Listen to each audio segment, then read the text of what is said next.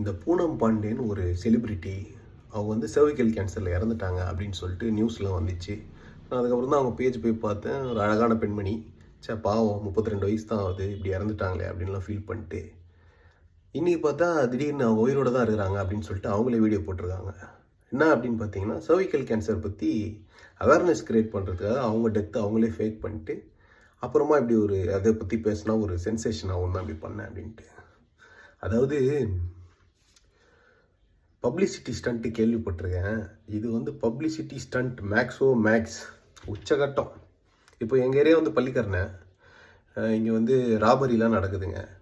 நான் போலீஸ் ஸ்டேஷனில் போயிட்டு எங்கள் வீட்டில் 10 பவுன் நகை வந்து ராபரி பண்ணிட்டாங்கன்னு சொல்லி கம்ப்ளைண்ட் கொடுத்துட்டு 2 நாளுக்கு அப்புறம் போயிட்டு, சார் ராபரி பற்றி அவேர்னஸ் கிரியேட் பண்ணுறதுக்கு சும்மா சொன்னேன் சார், நகைலாம் காணாமல் போகல அப்படின்னா உள்ளே கூப்பிட்டு வச்சு செருப்பு கட்டி அடிப்பான். லாடம் கட்டுறோம் போலீஸ்காரனுங்க.